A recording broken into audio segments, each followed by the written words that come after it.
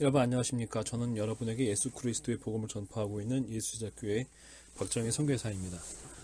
오늘 하나님께서 우리에게 주시는 말씀은 계속해서 로마서 1장 16절과 17절 말씀입니다.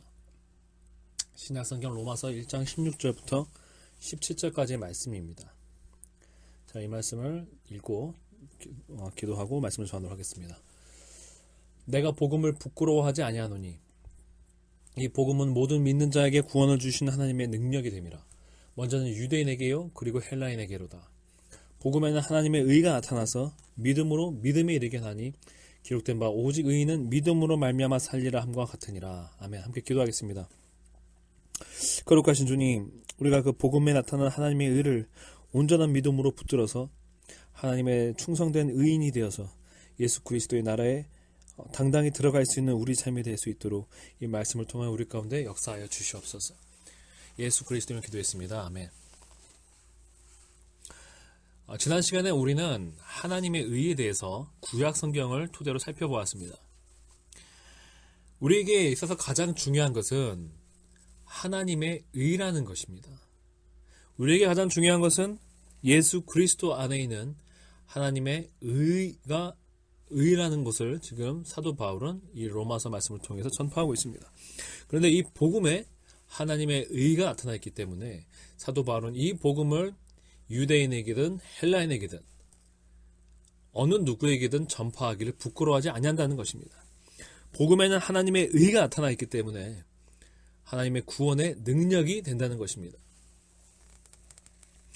우리 인간의 가장 큰 문제는 무엇입니까? 돈이 없는 것도 아닙니다. 먹을 것이 없는 것도 아닙니다. 마실 물이 없는 것도 아닙니다. 모든 이러한 문제는 우리 육체를 멸망시키는 것밖에 되지를 않습니다. 그러나 우리 인간은 이 육체의 삶이 끝이 아닙니다. 우리에게는 영원한 하나님이 우리 삶을 다스리고 계시고 우리가 그것을 인식하고 있지 않건 우리의 삶은 하나님에 의해서 평가를 받고 그 하나님에 의해서 영원한 결과를 우리는 받아들이게 됩니다. 우리가 뭐라고 생각하고 있건 마치 우리가 알건 모르건 지구가 태양 주위를 돌고 있는 것처럼 또 우리가 의식하건 의식하지 못하건 우리가 이 지구의 중력에 끌어당겨져 있는 것처럼 여러분이 의식하건 의식하지 않든 간에 우리의 삶은 하나님의 다스림 가운데 있고 그분의 그 권능 가운데 그분의 중력 가운데 그분의 다스림 가운데 있다는 것입니다. 인간이 교만하고 인간이 하나님을 믿지 아니하고 인간이 자만하면 하나님의 다스리심을 받고 있다는 사실 자체를 깨닫지를 못하는 것입니다. 심지어 우리는 사실 생각해 보세요. 숨 쉬고 있다는 것조차 깨닫지를 못하죠. 그러나 어느 순간에 우리가 물속에 들어간다든지 아니면 우리가 공기가 희박한 곳에 들어갈 때 내가 숨을 쉬어야 살 수 있다는 것을 체험적으로 다시 확인하게 되죠. 여러분, 우리가 육체의 의지에서 사는 것 같지만 육체의 삶은 감각적인 것밖에 지나지 않고 지나가는 것밖에 되지를 않는다는 것입니다. 더 중요한 것은 우리 영혼에 있는 생명이 더 중요하다는 것입니다. 우리는 다른 어떠한 동물과도 다르게 영혼을 가지고 있습니다. 그래서 우리는 무엇보다도 선과 악을 판단할 수가 있고 우리는 경건함을 알 수가 있고 믿음을 가질 수가 있고 우리는 동물적인 사랑을 뛰어넘어서 영적인 사랑, 즉 조건과 상관없이 어떤 우리의 환경과 상관없이 심지어 원수까지도 사랑을 해야 한다는 것을 우리는 깨닫는 것이죠. 설사 우리가 그렇게 원수까지도 사랑하지 못할지라도 원수까지도 용서하고 사랑하는 것이 맞다는 것을 안다는 것입니다. 무엇이 도덕적으로 옳고 그른지에 대해서 고민하는 존재. 우리는 영혼을 가지고 있기 때문에 인간이 단순히 먹고 사는 것이 아니라 그 이상의 것, 정신적인 것, 우리 소위 말하는 그 정신적인 것이죠. 그것을 뛰어넘어서 우리에게 가치 있는 것, 도덕적인 가치가 있는 것, 윤리적인 가치가 있는 것이 더 중요하다는 것을 인간은 본능적으로 안다는 것이요. 물론 사람들은 그것을 부정하죠. 그래서 돈이 더 중요하다고 생각하고 사람들은 그것을 더 부정해서 결국에는 무엇이 옳고 그른 줄 알면서도 자기에게 불이익이 다가오고 자기의 육체의 위험이 다가오게 되면은 옳은 것을 버리고 악을 선택할 수 있죠. 악을 선택해 버리죠. 그게 인간의 문제고 그게 인간이 의를 잃어버리고 하나님으로부터 죄인으로 판정받는 결과입니다. 이와 같은 간에 인간에게는 영혼의 삶이 가장 중요하고 그 영혼의 삶은 결국 무엇이 그 영혼의 생명의 근원이 되는가? 의로움이라는 거예요. 하나님의 핵심은 하나님의 권능도 있고 하나님이 전지전능하신 것도 있지만 하나님의 가장 큰 핵심은 하나님이 의로우신 분이라는 거예요. 참된 사랑이 그분 안에 있다는 거예요. 참된 윤리가 온전한 도덕이 그 하나님 안에 있다는 것이죠. 그리고 그 하나님 아들 예수 그리스도께서 인간의 모습으로 이 땅에 오셔서 그 하나님만이 가지시고 있는 가장 절대적인 그 의로우심을 인간의 모습으로 완벽하게 우리에게 나타내 주셨다는 것이죠. 그리고 바로 그 예수 그리스도를 통해서 나타난 인간의 모습으로 드러난 하나님의 그 의로우신 그 삶이 사실은 첫 인간 아담과 하와가 이루어냈어야 되는 그 삶의 목표라는 것이, 인간의 삶의 목표는요, 돈을 많이 버는 것도 아니고 첨단 과학기술을 개발하는 것도 아니고 경제를 부흥시키는 것도 아니에요. 물론 우리가 이웃을 돕기 위해서, 그런 이웃의 어려움을 돕기 위해서 우리가 그런 육체적인 것들을 개발하고 발전시켜야 하겠죠.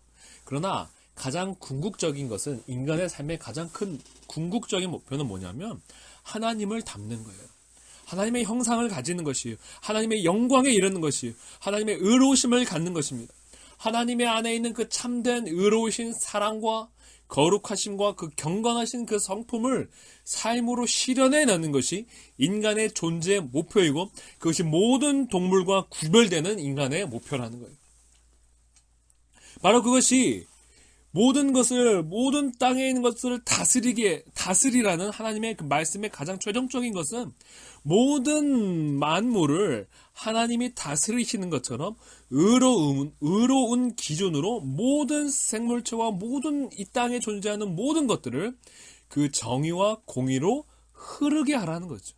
정의를 하수같이, 공의를 강물같이 하나님의 그 정의와 사랑의 다스리심을 온 땅에 퍼뜨리라는 것이죠. 그게 인간이 존재하는 목표라는 거예요. 사랑하는 여러분, 특별히 여러분이 그리스도인이라고 부르고 있습니까? 그렇다면 저는 여러분에게 정말 당신에게 묻고 싶은 것이 있습니다. 가장 중요한 것이 무엇입니까? 하나님의 의입니까? 아니면 여러분 삶의 안정입니까? 여러분이 교회를 선택할 때 가장 중요한 기준이 무엇입니까? 하나님의 진리입니까? 아니면 여러분이 다니기에 편한 것입니까? 여러분이 교회를 선택하는 가장 중요한 것이 하나님의 진리가 아니라 여러분이 일주일에 한 번씩 가기에 편안한 거리, 가서 어떤 편안한 건물 시스템, 여러분과 친한 사람이 있고 없고의 문제, 하나님의 진리가 아니라 여러분이 가서 편하게 지낼 수 있는가의 문제를 교회를 선택하는 그 기준으로 삼고 있다면, 여러분은 이미 하나님의 의가 하나님의 의가, 진리가 가장 중요한 분이 아닌 거예요. 만약에 그렇다면 나는 뭘 가장 중요하게 생각하는 사람입니까? 내 육체의 안락을 가장 중요하게 생각하는 사람이라는 것입니다. 사랑하는 성도 여러분, 생각해 보세요. 이스라엘 사람들은 하나님을 섬기기 위해서 심지어 하나님으로부터 어떤 명령을 받았어요? 1년에 6월절 때 그 먼 거리에 어디에 떨어져 있던 사람인지 간에 성전에 하나님께 제물을 바치러 오는, 6월절을 지키러 오라는 명령을 받았어요. 실제로 그렇게 한 사람들이 꽤나 있었죠. 예수님의 육신의 부모인 요셉과 마리아도 그렇게 했지 않습니까? 명절을 지키기 위해서 내려갔죠. 물론 이제 예수님이 탕상하실 때에는 이제 그 당시 가이사의 그 아구스토스의 인구조사 명령에 따라서 내려간 것이지만, 나중에 보면 예수님을 잠깐 잃어버리게 되는, 예수님 어리셨을 때 잠깐 잃어버리게 된 때가 있는데, 그때도 그 명절을 지키러 왔던 것 아닙니까? 여러분, 하물며 하나님 앞에 온전하지 못한 그 이스라엘 사람들도 하나님의 성전에 와서 제물을 바치라는 명령을 이행하기 위해서 수일거리, 심지어는 바다를 타고 저 디아스포라는 건너와서 그 명령을 지켰어요. 그런데 우리는 이제는 무슨 예수 그리스도의 말씀이 진리임이 선포되고 있는 것을 알면서도 1시간, 2시간 거리 가는 게 싫어서 진리가 아닌 교회에 간다는 거죠. 진리를 선포하지 않고 타협된 복음, 변질된 복음을 선포하는 곳에 가서 앉아있다는 거예요. 그리고 그걸 하나님의 뜻이라고 말하죠. 가까운 거리에 있는 게. 언제 하나님이 그렇게 하신 적이 있습니까? 하나님의 명령은 나에게 때로는 정말 지키기 물리적으로 불가능한 것 같은 명령을 주세요. 근데 나는 그걸 지켜야 되는 거예요. 지키기 위해 애써야 되는 거예요. 지켜야 되는 거예요. 그게 바로 하나님을 생명과 몸과 뜻과 정성을 다해 사랑한 사람의 모습이 아니겠습니까? 조금 힘들면 포기하고 조금 힘들면 하지 않는 것이 어떻게 하나님 된 사람의 모습이겠습니까? 사랑하는 여러분, 저는 이 저는 이 복음이 제 생명보다 중요하다고 생각하고 있고, 그렇기 때문에 어디에서 부르시든 저는 갈 준비가 되어 있습니다. 심지어 이걸 들으셔서 이것을 말씀을 감동을 받고 정말 새롭게 삶을 변화시키자 하고 이 신앙을 변화시키시려는 분이 해외에 계시면 저는 어떻게 해서 나가보려고 노력할 거예요. 근데 저는 안타까운 건 뭐냐면, 정말 같은 이 한국 안에 있으면서 1시간, 2시간 아니면 와 있을 곳인데 자기가 이 말씀이 진림을 깨달았어요. 근데 조금 거리가 멀면 못 온다는 거죠. 제가 간다고 해도 부담스럽게 생각해요. 여러분, 어떻게 하나님의 진리를 그렇게 값싸게 생각하실 수가 있습니까? 하나님의 의로우심의 이 가치를 어떻게 그렇게 값싸게 생각할 수가 있습니까? 여러분이 조금 몸이 힘들면 조금 힘들면 섬기지 못할 하나님의 복음의 진리가 그 정도밖에 가치가 되질 않습니까? 하나님의 복음의 진리가 대체 여러분이 그 일주일에 몇 번 조금 그 먼 거리 왔다 갔다 하는 것만큼의 희생도 줄 수 없는 그 정도 가치입니까? 여러분, 예수 그리스도 우리 위해서 목숨을 버리셨어요. 저는 때로는 복음을 전하기 위해서 진짜 태평양을 건너서 가기도 했습니다. 당연히 제가 해야 될지, 당연히 제가 해야 되는 거 아니겠습니까?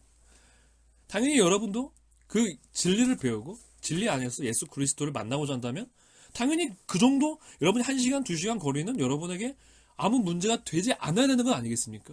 그게 좀 몸이 피곤하기 때문에 지치기 때문에 할 수가 없다라고 한다면 어떻게 하나님을 생명 다해서 사랑하는 사람이라고 할 수가 있으며 어떻게 예수 그리스도를 생명 다해 사랑하는 사람이라고 우리가 말할 수가 있겠습니까? 사랑하는 성도 여러분, 진리를 찾는 것이 때로는 나에게 한번 그 진리를 듣기 위해서 몇 시간을 투자하고, 아니 심지어는 며칠을 투자하게 하는 것일지라도 하나님의 복음은 그럴 가치가 있는 것이에요. 하나님은 여러분 안에, 여러분이 몸에 편할 만한 거리 안에 복음을 들을 그 기회를 주실 거라는 걸 여러분이 보장할 수 없고, 여러분이 하나님한테 그걸 요구할 수 없고 명령할 수가 없어요. 돈방박사 세 사람은 예수 그리스도를 만나기 위해서 그 먼 거리를 그 위험한 시대에 건너서 와서 예수 그리스도를 경배했어요. 여러분, 복음에는 하나님의 의가 나타났다고 말씀하고 있습니다. 제가 이게 지금 아직 본문도 시작하지 않았지만 제가 안타까운 것은 바로 그러한 모습들을 봤을 때예요. 그래서 구원의 기회를 잃어버리고, 그래서 거스럽게 거듭나서 정말 예수 그리스도로 해서 모든 것을 버릴 수 있는 그 기회를 이미 처음부터 그 결단이 되지 않아서 버려버리는 거죠. 마치 에서가 그 팥죽 한 그릇에 자기의 장자권을 파는 것처럼 내 몸의 조금 편함을 위해서 내가 진리를 버려버리는 거예요. 사랑하는 성도 여러분, 오늘 우리에게 이 말씀을 전파하고 있는 사도 바울은 예수 그리스도의 말씀을 전하기 위해서라면 자기 생명을 아끼지 않았고, 이 사도 바울을 따르던 이 교인들도 마찬가지였습니다. 그들도 사도 바울의 말씀을 듣기 위해서 정말 얼마나 먼 거리를, 그 심지어 교통수단도 없는 시대에 움직이는 것을 마다하지 않았어요. 예수님의 제자들은 언제든지 예수님을 따라다녔어요. 우리는 진리를 따라다니는 사람들이 되어야 돼요. 그 복음에 하나님의 의가 드러나 있기 때문이에요. 다시 한번 본문으로 돌아오면 결국에는 우리 삶에 있어서 가장 중요한 것은 여러분의 육신의 삶이 아니라는 거예요. 이거 죽으면 끝나는 거 아닙니까? 가난하고 배고파요. 하지만 결국 죽잖아요. 그러면은 끝나는 거 아닙니까? 그리고 그 이후에는 하나님의 심판이 기다리고 있다는 것을 우리는 자명하게 기다리고 있다는 것을 깨달아야 되는 것이에요. 우리 삶에 있어서 가치는, 우리는 짐승이 아니잖아요. 뭘 먹고 입으려고 우리가 사는 존재가 아니란 말이에요. 우리는 하나님을 영화롭기 위해서 만들어진 존재이고, 우리는 하나님을 생명 다해서 사랑하고 이웃을 생명 다해서 사랑하기 위해서 만들어진 존재이지, 짐승처럼 그냥 먹고 살다 죽으려고 있는 존재가 아니라는 거예요. 건강하게 사는 거, 그게 그렇게 중요합니까? 어차피 죽을 건데 뭘 그렇게 건강하게 살 거예요? 뭘 그렇게 잘 입고 살 거고, 뭘 그렇게 멋있는 거 해보고 살 거고, 뭘 그렇게 잘 놀고 살 거예요? 기다리는 건 육신의 멸망이에요. 하나님께서 우리의 삶을 평가하는 것은 전혀 다르다는 것이죠. 얼마나 우리가 우리의 것을 내려놓고 하나님의 뜻을 이루며 살았는가. 하나님의 그 영적인 열매를 이루며 살았는가. 이것이 진정한 부요함이고 이것이 진정 하나님이 사람을 평가하는 그 기준이라는 것이에요. 여러분, 더 이상 육신에 져서 이 세상의 노예로 살지 않으시길 바랍니다. 제발 가치를, 여러분에게 있어 가장 중요한 가치를 육신의 것에 두지 마시고 세상의 것에 두지 마시고 영원히 썩어 없어지지 아니하시는 우리 하나님의 그 영원하신 그 하나님이 가지고 계시는 의로움에 여러분의 삶의 가치를 두시길 바랍니다. 저도 마찬가지예요. 저나 여러분이나 모두 마찬가지. 그 유혹에서 벗어나서 우리는 모두 하나님의 의로우심을 이루는 것이 우리 삶의 가치가 되어야 돼요. 그게 되지 않는다면 우리는 이방인들과 전혀 다를 것이 없고 불신자와 다를 게 없고 오히려 더 큰 죄를 하나님 앞에 짓게 되는 것입니다. 그래서 우리가 오늘 말씀에서는 이 말씀 자체를 보기 전에 복음에는 즉 예수 그리스도를 통해서 나타난 그분의 삶과 십자가 그 부활과 그 예수님이 우리에게 전파한 그 진리의 메시지 그 자체에 하나님의 의로우심이 나타난다는 거예요. 하나님의 의로우심이 드러났다는 거예요. 저번 시간에 우리가 봤죠. 구약 시대에 하나님께서 가장 한탄하셨던 것이 뭐였어요? 그 선지자들이 가장 한탄했던 것이 무엇이었어요? 하나님의 의가 없다는 거예요. 하나님의 의가 나타나지 않는다는 거예요. 하나님의 의를 사람들이 잃어버렸다는 거예요. 죄를 범한 아담과 하와 때부터 모든 인간이 죄를 범하여서 하나님의 영광에 이르지를 못하고 하나님의 의를 잃어버린 채 죄 가운데서, 더러움 가운데서, 욕망 가운데서 그냥 이 세상 걱정 근심하면서 이 세상 기쁨에 찌들면서 살다가 죽고, 그리고 그 죽고 나면은 영원한 하나님의 심판 앞에서 영원한 그 영벌에 처하게 되는 것이 인간의 비참한 상황을 보시면서 하나님이 안타까워하고 선지자들이 애통해하면서 하나님은 언제 하나님의 의가 나타나서 이 인간을 변화시키고 인간을 다시 회복시키고 이 세상에 노예되어버리고 물질에 노예되어버리고 육신에 노예되어버리고 세상 걱정 근심에 사로잡혀서 하나님을 섬겨야 되는 이 인간이 자기 육체를 신삼아 섬기고 있는 이 상태에서 벗어날 수 있겠습니까? 이것이 바로 선지자들이 바라본 하나님의 구원의 그 순간을 바라보고 있었다는 거예요. 하나님 속히 하나님의 의가 드러나게 해주십시오. 그래서 하나님의 그가 그 빛같이 광명같이 그 치유의 빛이 이 부패해버리고 타락해버린 인간의 마음을 꿰뚫어서 새롭게 해주십시오. 하나님의 심판을 받을 수밖에 없는 이 죄인들을 우리를 하나님 용서해 주시고 의롭다 하여 주시고 우리에게 하나님의 영을 부어주셔서 새 마음과 새 영을 부어주셔서 우리들이 의인으로 살게 하여 주십시오. 이것이 구약의 간절한 외침이었다는 거예요. 그리고 이것이 우리의 삶의 외침이요 간구가 되어야 된다는 거예요. 근데 이제 예수 그리스도를 통해서 그 하나님의 의가 우리에게 나타났다는 거예요. 그래서 예수 그리스도를 믿으면 우리가 온전히 그 예수 그리스도를 믿으면 우리의 죄가 사함을 받고 그 십자가의 피가 우리를 정결하게 하고 그 예수 그리스도의 그 죽음을 통해서 이제 우리에게 오게 되시는 하나님의 성령이 우리를 온전케 하신다는 거예요. 예수 그리스도의 그 부활 안에서 우리의 옛사람이 죽고 새 사람이 살아나고 예수 그리스도의 그 십자가로 말미암아 우리의 죄가 소멸되고 예수 그리스도의 그 새 생명 안에서 우리가 성령으로 살아가는 새 사람으로 변화가 되면 우리가 더 이상 이 악의 노예가 되지 아니하고 죄의 노예가 되지 아니하고 세상의 노예가 되지 아니하고 육신의 노예가 되지 아니하고 돈의 노예가 되지 아니하고 우리가 하나님의 사람으로 새롭게 이 땅에서 예수님이 사신 것 같이 살게 된다는 것이에요. 그게 복음에서 나타난 하나님의 의입니다.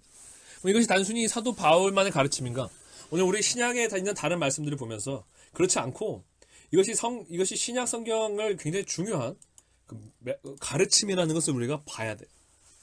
그래서 예수께서 굉장히 이 의에 대해서 많이 말씀하신 것이 이 공간 복음서 중에서 특별히 이 마태복음서입니다. 뭐 다 마찬가지죠. 표현이 방법이 약간 달라요. 이 의로운 삶에 대한. 예수님께서 이 땅에 와셔서 처음 하신 말씀이 회개하라였죠. 회개하라에 결국에는 무엇이 포함되어 있습니까? 너희가 죄인이라는 것이죠. 회개하라 뭐라고 하셨어요? 하나님의 나라가 가까이 왔다라고 말씀하셨어요. 우리가 하나님의 나라가 가까이 오면 무엇이 벌어진다고 구약에서 말씀되어 있습니까? 하나님의 심판이 벌어진다고 나와 있어요. 그래서 하나님의 그 정의가 이 땅의 불의를 심판하시고 하나님이 하나님을 온전히 따라가는 의인들을 구원하시고 하나님의 나라가 이루어진다고 말씀하고 있어요. 그리고 그 전에 무슨 일이 벌어진다고 나와 있습니까? 하나님의 성령이 부어져서 하나님의 의가 드러나서 하나님의 구원의 의가 드러나서 정결치 못하던 백성들이 회개하는 자마다 새롭게 변화를 받고 새 마음과 새 영을 얻어서 하나님의 의인들이 될 것을 이사야서는 예언하고 있었어요. 예레미야서도 예언하고 있고 에스겔서도 예언하고 있어요. 그리고 그 뒤에 장차 하나님의 심판이 임하고 하나님의 나라가 완전히 성취될 것이라는 걸 말씀하고 있어요. 예수님은 바로 그 말씀을 하셨던 것이죠. 이 모든 복음서에 나타나 있는 회개하라, 하나님의 나라가 가까이 왔다 또는 천국이 가까이 왔다라고 말씀하신 그 모든 선포는 결국에는 회개하라, 이제 하나님의 의가 나타났다는 말과 일맥상통하는 것입니다. 그리고 예수께서 처음에 산에 올라가셔서 제자들과 부르고 또 군중들 앞에서 하신 이 가르침 속에 우리가 소위 말하는 팔복이라 그러죠. 그 말씀에 마태복음 5장 6절에 보면은 이렇게 말씀을 하고 있습니다. 마태복음 5장 6절에 이렇게 말씀하고 있습니다. 의에 줄이고 목마른 자는 복이 있나니 저희가 배부를 것이며라고 말씀하고 있습니다. 의에 줄이고 목마른 자는 복이 있다고 말씀하고 있어요. 즉 복이 있는 자는 누굽니까? 의에 줄이고 목마른 자예요. 먹을 것에 줄이고 마실 것에 목마른 자가 아니라 하나님의 그 의에 줄이고 목마른 자예요. 내가 의가 없어서, 내가 의로워지길 원해서, 내가 정결하게 되길 원해서, 거룩하게 되길 원해서, 온전한 사랑을 가진 자가 되기를 원해서 줄이고 목마르다는 거예요. 바로 그런 자에게 복이 있다라는 거예요. 반대로 그러면 의에 줄이고 목마르지 아니한 자는 뭐예요? 이방인이죠. 무엇을 먹을까 입을까 마실까 구한 자는 이방인이라고 예수께서 말씀하셨어요.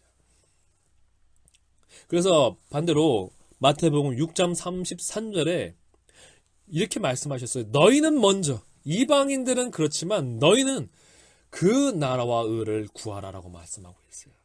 너희는 먼저 그 나라와 의를 구하라고 말씀하고 있어요. 누가복음에서는 너희는 오직 그의 나라와 의를 구하라고 말씀하고 있어요. 우리가 구해야 되는 것은 하나님의 나라예요. 하나님의 정의와 공의가 실현되는 그의 나라, 그 안에서 그의 의를 받아야 되는 거예요. 하나님의 의를 받아야 되는 거예요. 그의 의를, 내가 하나님의 의를, 그의 의가 누구의 의겠습니까? 오늘 로마서에서 말씀하신 하나님의 의인 것입니다. 하나님의 의를 구하라고 예수께서는 선포하셨던 것입니다. 왜요? 우리에게 그 의가 없기 때문에. 그래서 마태복음 5장 20절에서도 이렇게 말씀하고 있습니다. 내가 너희에게 이르노니 너희 의가 서기관과 바리새인보다 더 낫지 못하면 결단코 천국에 들어가지 못하리라고 말씀하고 있습니다. 우리가 하나님부터 의를 받아야 된다는 것이죠. 그래서 그 의가, 우리가 가진 그 의가, 우리의 삶이 하나님으로부터 변화받아서 살아온 그 행위가 나타나는 우리의 삶이 서기관과 바리새인보다 우리가 더 의로운 삶을 살아야 된다고 말씀하고 있습니다. 실질적인 의인이 되어야 된다는 것이죠. 우리가 지금 신학계에 팽배해 있는, 오랫동안 팽배해 있는, 그냥 예수님 믿으면 의롭다 할 줄 없는다라고 말하는 흔히 말하는 그 칭의를 말하는 것이 아니라 여기서는 뭘 말하고 있어요? 그 삶의 열매를 말하는 거예요. 왜? 마태복음 5장부터 7장까지는 계속 삶에 대해서 말하고 있거든요. 의로운 행위, 의로운 삶. 즉 우리의 의로운 행위가, 우리의 의로운 삶의 열매가 서기관과 바리새인보다 더 나아야 된다는 거예요. 더 높아야 된다는 것이죠. 우리가 예수님을 믿으면 죄사함을 받고 의롭다 하심을 받죠. 그러나 우리의 삶에 의의 열매가 없다면, 그렇게 죄사함을 받고 우리가 의롭다 하심을 받았음에도 불구하고 우리가 그 의인이라고 칭함을 받은 삶에 합당하지 못하게 산다면 우리의 삶에 멸망이 기다리는 거예요. 쉽게 말해서 구원을 잃어버린다는 것이죠. 그러나 우리가 그 의의 열매를 얻으면, 의의 열매를 우리가 나타내면 예수님께서 마태복음 마지막 비유에서 말씀하신 마지막 그 경고에서 말씀하신 것처럼 하나님께서 사람들의 그 행위에 따라 심판하신다고 말씀하셨어요. 그때 완전한 구원이 드디어 이루어지는 것이에요. 우리 요한계시록에서도 마지막에 사람들이 그 행한 대로 심판을 받는다라고 말씀하셨어요. 행한 대로 심판을 받는다. 그래서 요한계시록 22장 11절에서도 불의를 하는 자는 그대로 불의를 하고 더러운 자는 그대로 더럽고 의로운 자는 그대로 의를 행하고 거룩한 자는 그대로 거룩하게 하라라고 말씀하고 있어요. 그리고 예수님께서 뭐라고 말하셨어요? 내가 행한 대로 와서 갚아주리라고 말씀하셨어요. 이렇게 지금 계속 신약성경은 우리의 그 의로운 삶에 대해서 계속 얘기하고 있다는 거예요. 그리고 하나님으로부터 그 의를 받아서 의롭게 변화를 받아라고 계속 말씀하고 있다라는 거예요. 그래서 사도 요한이 요한일서 2장 29절에서도 뭐라고 말씀하고 있습니까? 너희가 그의 의로우신 줄을 알면 의를 행하는 자마다 그에게서 난 줄을 아니라. 하나님을 안다고 말하는 사람이 입술로 고백하는 게 아니라 뭐예요? 의를 행하는 자마다 그에게서 났다는 거예요. 하나님부터 난 자, 즉 하나님부터 거듭난 자는 의를 행한다는 거예요. 근데 거듭났다고 말하면서도 의를 행하지 않으면 그는 가짜라는 것이죠. 그리고 이게 이 시대의 지금 문제예요. 수많은 일터에서 수많은 그리스도인들이 있지만 그들이 의를 행하지 않고 그들이 똑같이 이방인들처럼 돈을 좋아하고 자기 이기적이고 자기 자신을 먼저 더 원하고 희생하지 않기 때문에 사람들은 그리스도인의 빛을 보지 못해요. 그리스도인들의 다른 것을 알지 못해요. 그리고 그들은 이름만 그리스도인들이지 의인이 아니에요. 가짜라는 거예요. 그래서 요한일서 3장 7절에서도 이렇게 말씀하고 있죠. 자녀들아, 아무도 너희를 미혹하지 못하게 하라. 의를 행하는 자는 그의 의로심과 같이 의롭다라고 말씀하고 있어요. 의를 행하는 자가 의롭다는 거예요. 여러분, 내가 아무리 이렇게 입술로 떠들고 말씀을 전하지만 내가 의를 행하지 않는다면 나는 가짜라는 것이죠. 나는 사단의 자식이라는 거예요. 사단의 노예라는 거예요. 여러분, 아무도 여러분을 미혹하지 못하게 하고 여러분 스스로 속지 마십시오. 스스로가 스스로를 합리화시키지 마십시오. 여러분의 삶을 딱 봤을 때 하나님의 기준에서 의를 행하지 않는다면 여러분은 의인이 아닌 거예요. 아무리 예수님은 나의 구주입니다 고백하건 그거는 문제가 안 돼요. 아무 의미가 없어요. 그건 귀신도 고백할 수 있어요. 사탄도 그걸 알아요. 사탄도 예수님이 하나님의 아들임을 알고 예수님이 하나님의 구세주라는 걸 알고 있어요. 즉 지적으로 믿는다는 거죠. 그러나 그들이 순종치 아니하기 때문에 그들은 사탄이고 악마인 거예요. 맞지 않습니까? 그래서 요한일서 3장 10절에 이렇게 말씀하고 있어요. 3장 10절에서 이러므로 하나님의 자녀들과 마귀의 자녀들이 나타나나니, 자, 하나님의 자녀들과 마귀의 자녀들이 어떻게 구분된다고요? 무릇 의를 행치 아니하는 자나 또는 그 형제를 사랑하지 아니하는 자는 하나님께 속하지 아니하니라. 의를 행하지 아니하는 자, 죄를 범하는 자, 하나님께서 우리에게 주신 그 의의 의무를 행치 아니하는 자, 삶에서 예수 그리스도를 따르며 십자가를 지고 자기 자신을 부인하고 예수를 따르지 아니하는 자마다 마귀의 자녀라는 거예요. 여러분, 그거는 내가 어떤 세례를 받았고 이런 건 아무 상관이 없어요. 내가 지금 어떤 삶을 살고 있느냐가 내가 누구에게 속한지가 결정되는 거예요.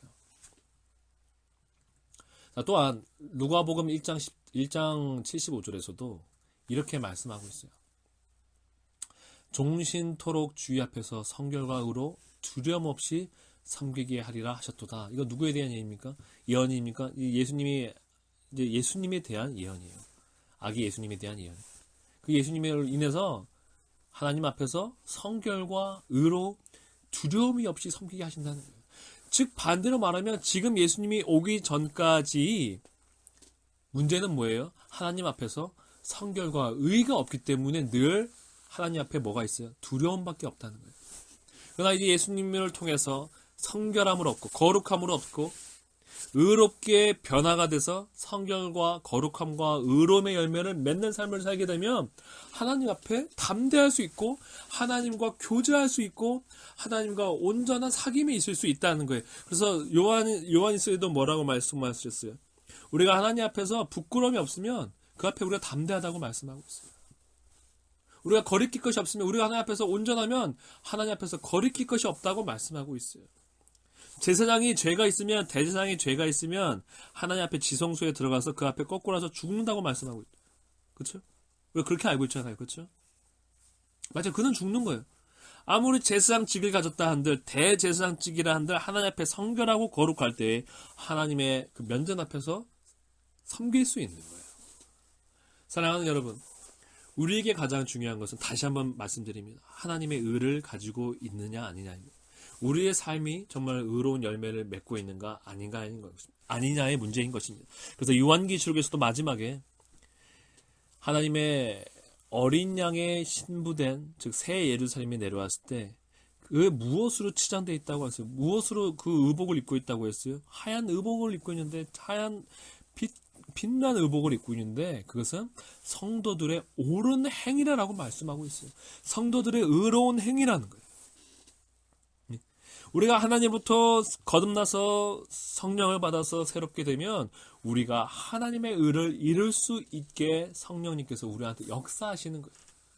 그러면 우리가 하나님의 의를 드디어 나타내게 되는 거예요. 그리고 그 의가 바로 그 의로운 행위를 가지고 있는 그 사람들만이 하나님의 나라에 들어갈 수가 있다는 것이에요. 저는 수많은 크리스찬을 봅니다. 수많은 크리스찬들이 그 간판은 크리스찬이지만 그리스도이지만 가장 중요한 문제는 대학 입학 문제, 자기 취업 문제, 건강 문제. 결국에는 편하게 잘 살고 싶고 웰빙 누리고 싶고 이 땅에서 멋진 삶 살고 싶고 멋진 직업 갖고 싶은 게 그들의 가장 최우선의 문제인 걸 보게 됩니다. 여러분 죄송합니다. 사랑하는 성도 여러분, 사랑하는 여러분, 그것이 만약 여러분의 모습이면 제 모습이라면 여러분이나 저나 하나님의 나라에 들어갈 수가 없습니다. 가짜라는 거죠. 하나님과 세상을 겸하여 섬길 수가 없는 것이에요. 내가 죽지 않은 사람이에요. 육신이 죽지 않은 사람이에요. 하나님의 사람은 누굽니까? 무엇을 먼저 깨닫습니까? 하나님의 의가 나에게 가장 중요하고 나한테 돈이 100억, 1000억 있어도 이것이 다 소용이 없고 하나님의 의가 가장 중요하구나. 하나님의 의를 위해서 이루기 위해서라면 내가 내 모든 것을 다 버려야 하는구나. 하나님의 나라를 이루기 위해서라면 내가 내 모든 소유를 다 버려야 하는 것을 깨닫고 실제로 모든 것을 등지고 예수 그리스도를 따르는 자예요. 그가 바로 예수님을 믿는 자입니다. 그것이 하나님을 믿는다는 것의 의미입니다. 하나님은 전혀 다른 가치관을 가지고 계시기 때문에 이 세상의 가치관과 전혀 다른 가치관을 가지고 계신데 여러분이 이 세상의 가치관을 가지고 하나님 앞에 나와서 저 이거 이뤄주세요, 이 소원 이뤄주세요 할 때 하나님의 그 마음은 너무너무나 괴로우신 거예요. 너무너무나 답답하신 거예요. 그거는 이방인들이 구하는 것이, 그거는 우상을 섬긴 자들이 자기 돌상 앞에 가서 석상 앞에 가서 비나이다 하면서 이거 주세요라고 구하는 거예요. 왜? 그들의 삶의 모든 소망은 어디에 있으니까? 육체에, 이 땅에 있기 때문이에요. 멸망당할 이 죄악분이 이 땅, 여러분 자기 자신의 유익을 위해서 간구하는 그 삶 자체가 얼마나 이기적인 것입니까? 그러나 예수 그리스도를 믿는 자는 더 이상 이 땅의 것을 간구한 자가 아니요, 자기 자신의 유익이 아니라 남의 유익을 위해서 사는 사람이요, 남의 유익 중에서도 무엇을 믿어요? 하나님의 영원하심을 믿고 영원한 나라를 믿기 때문에 이웃에게 가장 주는 가장 최고의 사랑의 선물이 무엇임을 알고 믿어요? 예수 그리스도임을 아는 거예요. 다른 모든 것도 돕겠지만 믿음이 없는 사람이 선행을 행할 수 있어요. 그러나 그 사람, 믿음이 없는 사람이 주는 선행은 어디까지 줘요? 이 땅의 걸 좀 나눠주는 거에서 끝나는 거예요. 그러나 믿음이 있는 자라면, 예수 그리스도의 부활을 믿는 사람이라면 이웃이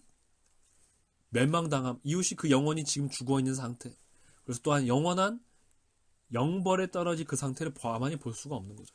그 영혼이 지금도 이미 죽어있어서 하나님을 알지 못한 채 죄만 쌓고 있고, 그리고 그 삶의 마지막이 하나님의 영원한 멸망이 기다리고 있는데 어떻게 그 사람한테 물론 우리가 정말로 가난한 사람 돈 드려야 돼요. 필요한 거 드려야 돼요. 그러나 거기서 멈출 수 없다라는 것이죠. 그에게 결국 그가 마지막까지 가져야 되는 것은 영원한 하나님 그 자신인 거예요. 우리의 길이요 진리요 생명 되신 예수님이 우리에게 다른 사람에게 줄 수 있는 가장 최고의 선물인 거예요.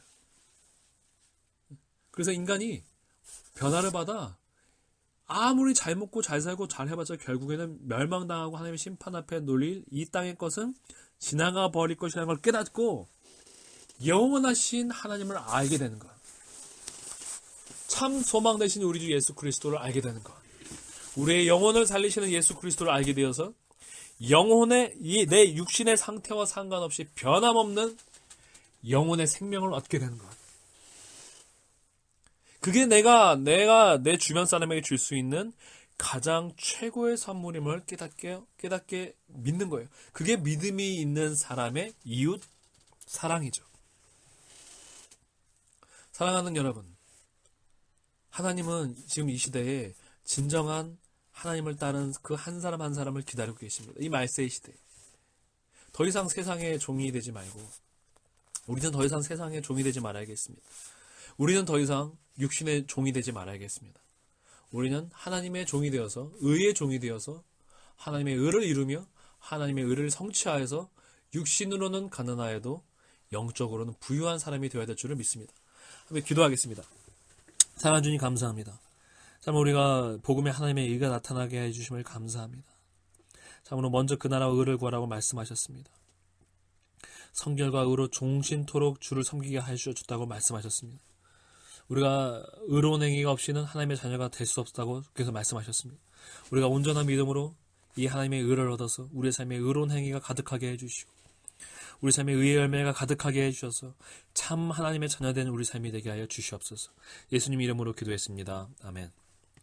사랑하는 성도 여러분, 저는 지금 강원도 원주에 있습니다. 그러나 여러분이 정말로 예수 그리스도를 따르기 원하신다면, 그리고 여러분이 정말로 지금 이 시대의 교회들이 정말 타락했다는 것을 여러분이 깨닫으신다면 거리와 상관없이 저에게 연락을 주시기 바랍니다. 제가 만나러 가러 갈 수도 있고 또 여러분이 주님을 위해서 저를 보고 오시는 게 아니라 주님 앞에서 오실 수 있는 거 아니겠습니까? 연락을 주시고 함께 하시기를 간절히 바랍니다. 감사합니다.